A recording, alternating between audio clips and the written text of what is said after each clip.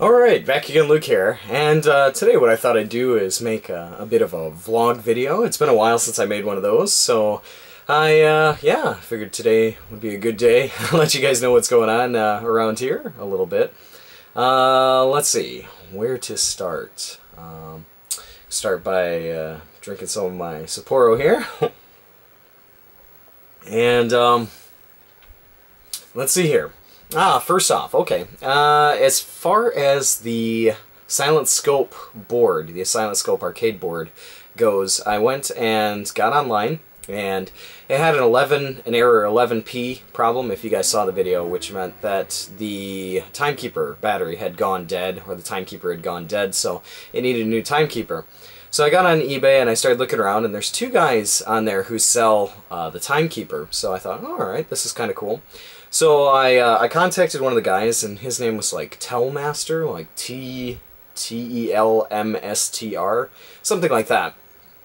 And I contacted him, and I said, you know, hey, I'm looking to see if you can make a timekeeper for my Silent Scope 2 board. I'm living in Japan, and because his website, or his auction, it said Silent Scope 1 error fix, and then it said ships only to the United States. So I contacted him and said, look, I'm living in Japan, and I have a Silent Scope 2 board. Can you make it for a Silent Scope 2 board and ship to Japan? If not, that's okay. And he was really kind. He sent back an email, and he said, okay, yeah, I can make a timekeeper for it, and I'll send it out. Just send the money to this PayPal address. So because it wasn't through eBay, maybe that was not a smart move. Unfortunately, I couldn't buy it because it said restricted to the United States, and it said for Silent Scope 1, so if I were to buy it, it would have been a problem too. Ugh. Excuse me. There. So I didn't buy it on there. I actually paid for it through PayPal, and I guess I'm a little bit too, I don't know, trustworthy sometimes. Like I give people the benefit of the doubt. I'm just like, all right, yeah, you know, this is legit. This is pretty cool. So I bought it. It arrived. It came here. I put it in the board. I was really excited because I want to make a video on it.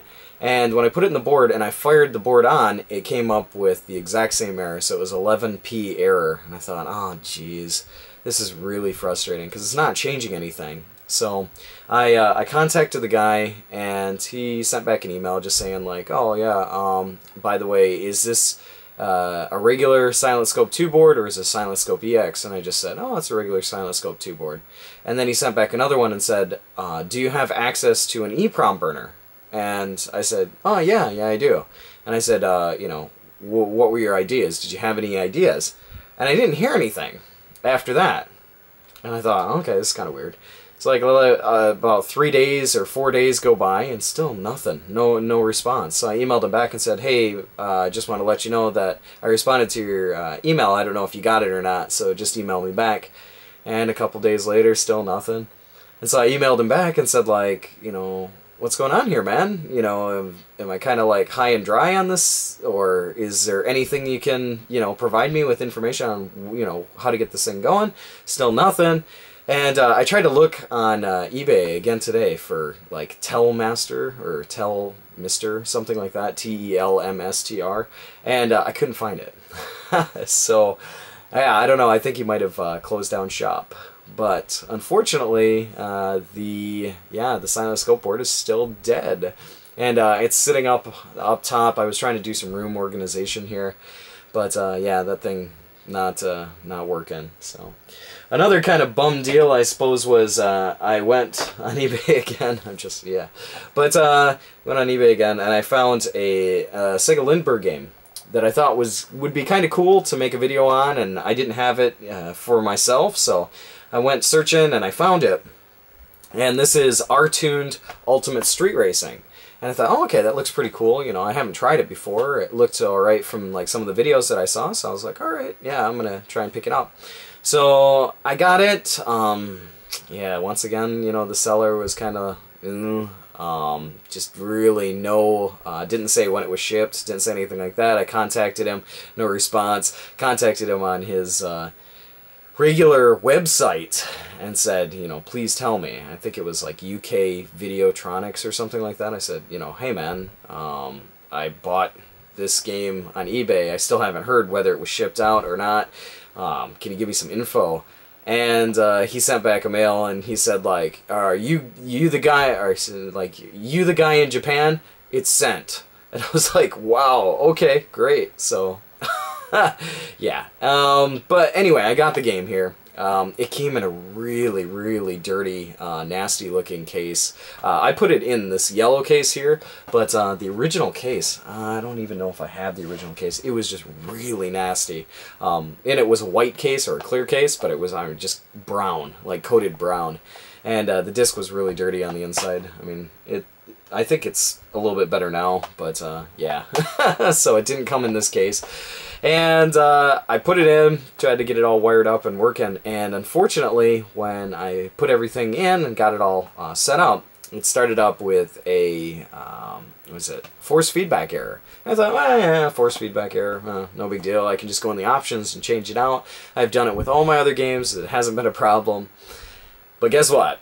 With R-Tuned here, unfortunately, there is no option to turn off the force feedback. And what that means to anyone who buys this game, if you do have a Sega Lindbergh and you want to buy this game, if you don't have a force feedback steering wheel that is compatible for the Sega Lindbergh, then you can't play the game. It won't boot. It'll just say searching for, what does it say, searching for steering or something like that, don't touch handle, and it's searching, it's searching, it's searching, and then it comes up error. And then it's like error 1000 or something. And yeah, there's no way to turn it off in the option menu, which is really ridiculous. I can't believe it, because I've never seen an arcade game up until now that, aside from with, what is it, Ridge Racer 5, where you couldn't turn off the force feedback handling, because it seems like if you were in the arcade and the force feedback broke, like maybe the motor burned out or something like that, you could still use the machine, even if you didn't have the force feedback. You know, you could still play it, but you just wouldn't have force feedback, and you'd still be able to make money. But with this one here, and with Ridge Racer 5, unfortunately with those two, you just can't turn off the force feedback, so no force feedback and no gameplay. So, yeah, that's the story on that. I also contacted Andy Geezer, and I said, you know, is this right? Is this, am I, like, kind of, you know, hallucinating or something? Is there a way that I can change this? And I just didn't see it. And he goes, no, that's the way it is. So, and he said, by the way, that's one of the worst Sega racing games that was ever made. And I was like, oh man, unbelievable. So, yeah, a couple of you know, bad hits right there with that stuff going on. But yeah, hopefully, I don't know, we'll try and see if we can put something more fun or something else going on here eventually soon. I don't know what I'll put a video up on. I've just been really kind of, I don't know. Yeah, busy with the eBay stuff, and then trying to think, like, what else could I put videos up on, or what didn't I put a video up on? And I was trying to think about some of these ones here. This is the new, well, not the new one. This is the new old Sharp. This is the one that has the S video or the VGA or the RGB, the one that was fine, but the monitor's starting to flicker, like, and it makes like a buzzing sound now. It's like bzzzt, bzzzt. The screen will start flickering in and out. So I'm hoping that's some capacitor issues, because that really sucks. You know, watching it and listening to it, because it really sounds like it's gonna fry itself. But, you know, once it's warmed up, it's okay. It's up until that point, like when it's still cold, that it'll, you know, shake and kind of, you know, the screen will kind of come in and out a little bit. So that might need a whole new cap kit on the back of that. I might have to do that when I get a chance. But, yeah. Woo! Lots of stuff going on. I'm actually running out of space inside this room here with all of the, especially with all the arcade hardware that I got. You know, I really do love the arcade hardware, and unfortunately with a lot of them, a lot of the system hardware, for example, the Chihiro, the Naomi 2, the Lindbergh, either one of the midway boards, the Vegas 777 boards that have gauntlet in them. Like, they're just huge monsters. And to go with the 256s, there's a lot of metal around here, so a lot of space consumption with just those arcade hardware bits. But those are some great you know, pieces of hardware, and I really, you know, don't want to you know, get rid of those, since I only have one of each one of those. So what I've been doing is going around and looking through some of the other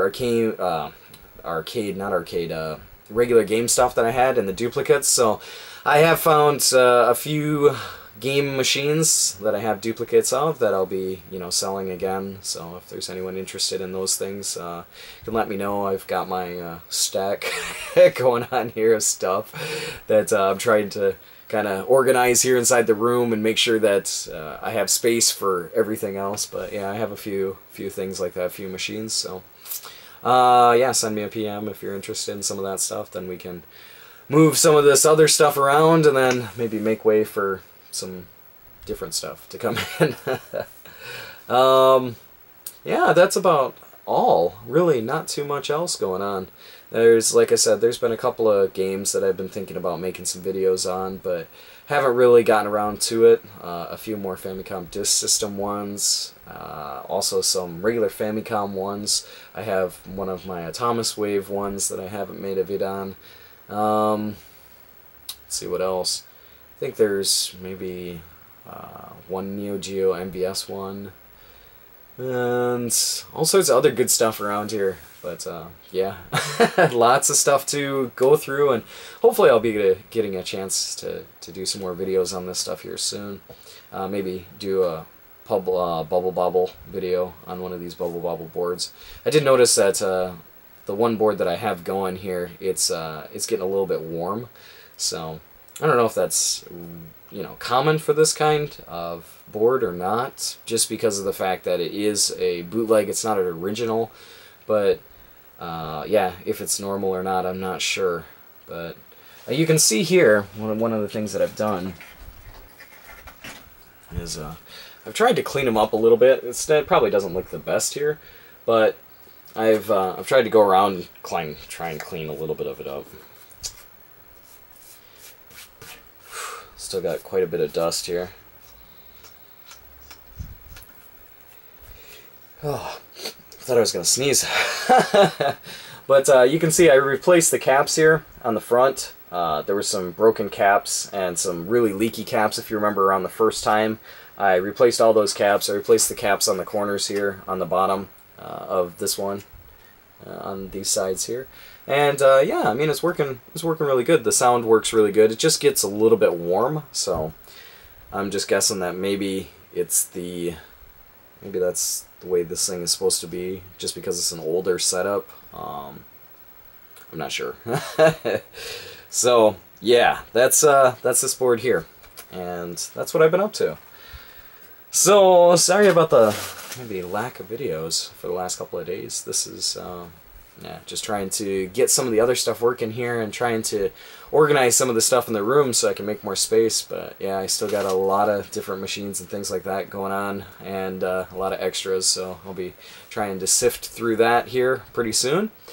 But yeah, maybe I'll get on one of these arcade boards and pop that in and play some of that, put in a video. But that's about all for me for right now. Like always, I'll put up another video here soon, so thanks for watching.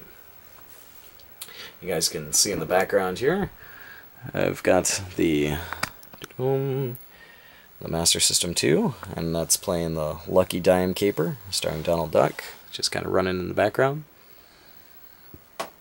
And you can see Demons Blazing there, that's also just running in the background. And Seiken Densetsu, or Secret of Mana 2, it's running on that one. But yeah, that's that. You can also see the arcade hardware here starting to pile up. I've been stacking it up here, my different systems. It's getting there. It's getting kind of tall with this one. But yeah.